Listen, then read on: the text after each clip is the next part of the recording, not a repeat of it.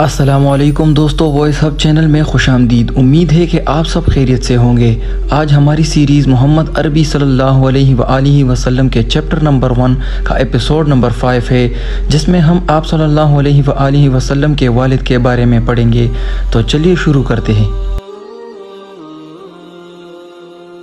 عبداللہ یعنی آپ صلی اللہ علیہ وآلہ وسلم کے والد کو خدا داد حسن ملا تھا۔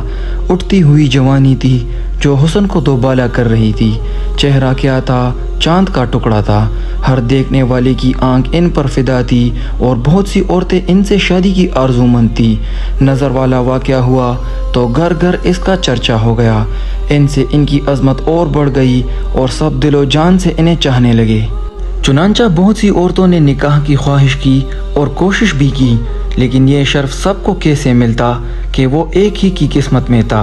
ان کے بیٹے کی ماں کون ہوگی، یہ بھی خدا کے یہاں طے تھا۔ ان کی شادی آمنہ رضی اللہ عنہا سے ہوئی، جو قریش کی سب سے معزز خاتون تھی اور بنی زہرہ کے سردار کی بیٹی تھی۔ باپ نے بیٹے کی طرف سے نکاح کا پیغام دیا۔ آمنہ رضی اللہ عنہا کے گھر والوں نے اسے باعث شرف سمجھا اور خوشی خوشی تیار ہو گئے۔ پھر چٹ پٹ شادی ہو گئی۔ دستور تھا کہ دلہا شادی کے بعد 3 دن سسرال میں رہتا۔ عبداللہ بھی 3 دن سسرال میں رہے، پھر گھر چلے آئے۔ ساتھ میں دلہن بھی آئی۔ اس وقت عبداللہ کی عمر تقریباً 17 سال تھی۔ شادی کو ابھی کچھ ہی دن ہوئے تھے۔ تاجروں کا ایک کارواں شام جا رہا تھا، اس کے ساتھ عبداللہ بھی ہو لیے۔ پھر واپسی میں مدینہ سے گزرے۔ یہاں ان کے باپ کا ننیال تھا۔ تکے تو تے ہی دم لینے کے لیے ٹھہر گئے۔ اتفاق سے بیمار پڑ گئے۔ ساتھیوں نے انہیں وہیں چھوڑ دیا اور مکہ کا رخ کیا۔ وہاں پہنچ کر باپ کو بیماری کی خبر دی۔ عبد المطلب نے بیماری کا حال سنا تو فوراً بڑے بیٹے حارث کو مدینہ دوڑایا کہ وہاں جا کر بھائی کی تیمارداری کرے اور جب وہ اچھے ہو جائے تو اپنے ساتھ لے کر آئے۔ لیکن افسوس، حارث نے اپنے بھائی عبداللہ کو نہ دیکھا۔ وہ انہیں اپنے ساتھ مکہ نہ لائے کہ باپ کی آنکھیں ٹھنڈی ہوتی، دلہن کے دل کو قرار آتا اور قوم کی تسکین کا سامان ہوتا۔ کیا کرتے، قسمت میں ہی نہ تھا۔ کچھ دن پہلے ہی عبداللہ کا انتقال ہو چکا تھا اور جسم سپرد خاک ہو چکا تھا۔ باپ سے دور، دلہن سے دور، قوم سے دور، دور بہت دور۔ حارث واپس آئے تو عبداللہ کے بجائے عبداللہ کی موت کی خبر لائے۔ کسے معلوم تھا کہ شام کا یہ سفر آخرت بننے والا ہے، اور جہاں عبداللہ کی جان بچانے کی تدبیر کا سراغ لگا تھا، وہی اللہ کا فرشتہ پروانہ موت لے کر اترنے والا ہے۔ مدینہ جہاں سے لوگ کل عبداللہ کی نئی زندگی کا پیغام لے کر آئے تھے، آج وہیں سے عبداللہ کی وفات کی حسرتناک خبر آ رہی ہے۔ خبر بڑی دردناک تھی۔ نوجوان کی موت، وہ بھی عبداللہ جیسے نوجوان کی۔ جس نے سنا تڑپ اٹھا۔ عبداللہ نے نئی زندگی پائی تھی۔ ان کی جان بچنے پر سب کو غیر معمولی خوشی تھی۔ اچانک موت کی خبر سن کر لوگوں کو غیر معمولی رنج ہوا۔ ساری قوم سوگوار تھی، ہر طرف اداسی چھائی ہوئی تھی۔ بوڑھے باپ پر تو رنج و غم کا پہاڑ ٹوٹ پڑا۔ صدمے سے دل پاش پاش ہو گیا۔ عبداللہ کی موت پر صبر آئے تو کیسے، اور آمنہ رضی اللہ عنہ کا تو سہاگ ہی اجڑ گیا۔ دل کی دنیا ویران ہو گئی۔ سارے ارمان حسرتوں میں تبدیل ہو گئے۔ کتنی امیدیں تھی جو خاک میں مل گئی، کتنے حسین خواب تھے جو شرمندہ تعبیر نہ ہو سکے، کتنی آرزویں اور تمنائیں تھی جو سینے ہی میں دفن ہو کے رہ گئی۔ کل جو خاتون قریش کی نازنینوں کی نگاہ میں قابل رشک بنی ہوئی تھی، آج اس کی حالت قابل رحم تھی۔ جو سر دوسرے سروں کے درمیان شرف و عزت سے اونچا ہو رہا تھا، آج وہ رنج و غم سے وبال دوش بنا ہوا تھا۔ عبداللہ کا انتقال ہوا تو آمنہ رضی اللہ عنہ امید سے تھی۔ اللہ کی قدرت، کچھ ہی پہلے حبل دیوتا عبداللہ کی جان لینے پر تلے ہوئے تھے، مگر اللہ نے انہیں بھیڑ چڑھنے سے بچا لیا۔ اس وقت تک ان کے پاس اللہ کی ایک عظیم امانت تھی، انسانیت کی سب سے بیش قیمت متاع تھی۔ جب تک وہ کسی اور کے سپرد نہ ہو جائے، ناممکن تھا کہ عبداللہ اس دنیا سے چلے جائے۔ اب وہ امانت آمنہ رضی اللہ عنہ کو سونپی جا چکی تھی۔ عبداللہ سے اللہ کو جو کام لینا منظور تھا وہ پورا ہو گیا تو اللہ نے انہیں اٹھا لیا۔ اب کوئی فدیہ کام نہیں آ سکتا تھا۔ تقدیر کا فیصلہ اٹل تھا۔ دوشنبہ کا دن تھا اور ربیع الاول کی 12 تاریخ تھی کہ آمنہ کے یہاں ولادت ہوئی۔ نومولود بچہ بہت ہی خوبصورت تھا، چاند بھی اس کے سامنے پیکا تھا۔ آمنہ رضی اللہ عنہ نے اپنے سسر عبد المطلب کو خبر کی کہ آ کر پوتے کو دیکھ لے۔ عبد المطلب دوڑے ہوئے آئے اور نظر پڑتے ہی کھل اٹھے کہ ایک تو لڑکا تھا اور وہ بھی عبداللہ کا۔ وہ خوشی سے نہال ہو گئے، چنانچہ بچے کو گود میں لیا، سینے سے لگایا، ماتھے پر بوسہ دیا، پھر اسے لیے ہوئے کعبہ پہنچے اور اس کا طواف کیا اور بچے کا نام محمد صلی اللہ علیہ وآلہ وسلم رکھا۔ محمد صلی اللہ علیہ وآلہ وسلم کے معنی ہے ہر لحاظ سے قابل تعریف، وہ جسے سب پسند کرے، سب اچھا کہے۔ پھر ولادت کے 7ویں دن جب عبد المطلب نے اونٹ ذبح کرایا اور قریش کی دعوت کی، لوگ کھانے سے فارغ ہو گئے تو کسی نے پوچھا، عبد المطلب کیا وجہ ہے کہ آپ نے پوتے کا نام محمد رکھا، خاندانی نام کیوں نہیں رکھا؟ عبد المطلب بولے، میں نے چاہا کہ آسمان پر بھی اس کی تعریف ہو اور زمین پر بھی، خالق کو بھی وہ پیارا ہو اور خلقت کو بھی۔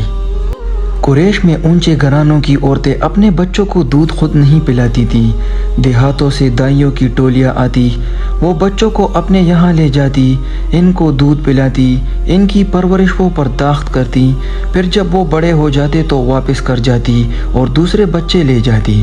اس سے بچے خوب تندرست رہتے اور فصیح عربی بھی سیکھ لیتے، مگر دائیوں کے آنے کے موسم متعین تھے۔ محمد صلی اللہ علیہ وآلہ وسلم کی ولادت ہوئی تو اس وقت کوئی دائی نہ ملی۔ عبداللہ کا بھائی تھا ابو لہب، اس کی ایک باندی تھی صوبیہ۔ 2-3 دن آمنہ نے خود دودھ پلایا، پھر بچہ صوبیہ کے حوالے کر دیا کہ جب تک کوئی دائی نہ ملے اس کو وہ دودھ پلائے۔ صوبیہ نے بس کچھ ہی دن دودھ پلایا تھا کہ قبیلہ بنی سعد کی دائیاں آ گئی۔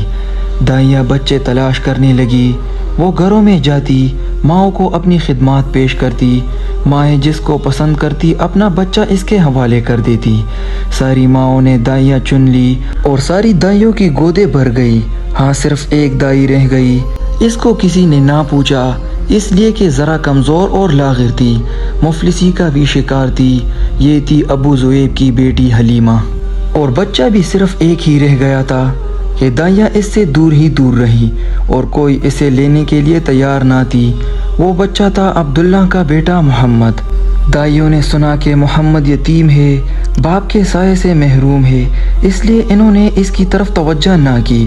انہوں نے اس کی پرورش کو حقیر جانا اور اس کو دودھ پلانا بے سود سمجھا۔ وہ بولی، اس یتیم کو لے کر کیا کرے، اس کا دادا ہمیں کیا دے گا، ماں سے بھی کیا مل جائے گا۔ اب واپسی کا وقت آ گیا اور دائیوں نے گھر لوٹنے کا ارادہ کیا۔ ہر ایک خوش تھی کہ اس کی گود میں بچہ تھا۔ حلیمہ کا شوہر بھی ساتھ تھا۔ حلیمہ نے اس سے کہا، بخدا مجھے شرم آتی ہے کہ ساری سہیلیوں کی گودیں بری ہو اور ایک میری ہی گود خالی رہے، میں تو جاتی ہوں اسی یتیم کو لیے لیتی ہوں، خالی ہاتھ لوٹنے سے یتیم کو لے جانا بہرحال بہتر ہے۔ شوہر نے کہا، جاؤ لے آؤ، کیا حرج ہے، ہو سکتا ہے اللہ تعالیٰ اسی میں برکت دے۔ چنانچہ حلیمہ بچے کو لینے کے لیے آمنہ کے پاس پہنچی۔ آمنہ کو ملال تھا کہ ان کے لال کو کسی نے نہ پوچھا۔ سہیلیوں کے بچے ہاتھوں ہاتھ لیے، مگر ان کے جگر پارا کو کسی نے لینا گوارا نہ کیا۔ حلیمہ نے بچے کو لیا تو آمنہ کا بجھا ہوا چہرہ بھی خوشی سے دمک اٹھا۔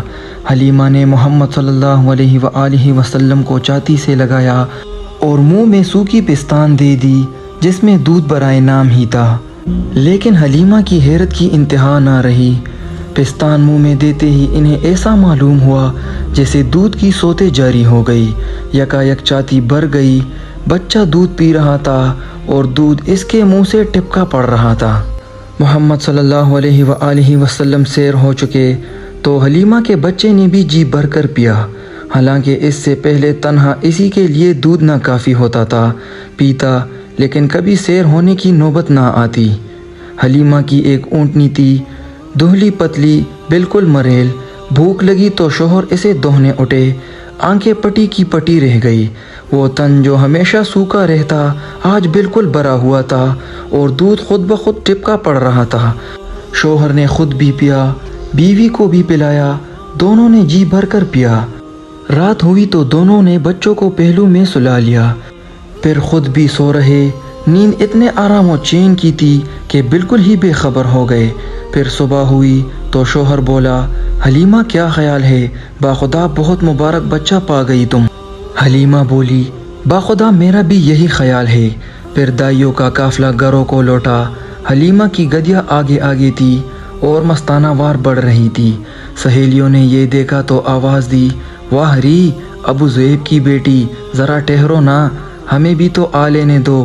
ارے یہ وہی گدیا تو ہے جس پر تم آئی تھی، یہ تو راستے میں رک جاتی تھی، بار بار تم پیچھے ہو جاتی تھی۔ حلیمہ نے کہا، ہاں ہاں باخدا یہ وہی ہے۔ سہیلیاں بولی، باخدا یہ تو بڑی عجیب بات ہے۔ دوستو اسی کے ساتھ ہمارا آج کا ایپیسوڈ ختم ہوتا ہے۔ امید ہے آپ کو یہ ایپیسوڈ بھی اچھا لگا ہوگا۔ اگر آپ نے ابھی تک ہمارے چینل کو سبسکرائب نہیں کیا تو پلیز ہمارے چینل کو سبسکرائب کریں اور بیل آئیکن کو دبانا نہ بھولیے تاکہ آپ کو لیٹسٹ ویڈیوز مل سکے۔ شکریہ۔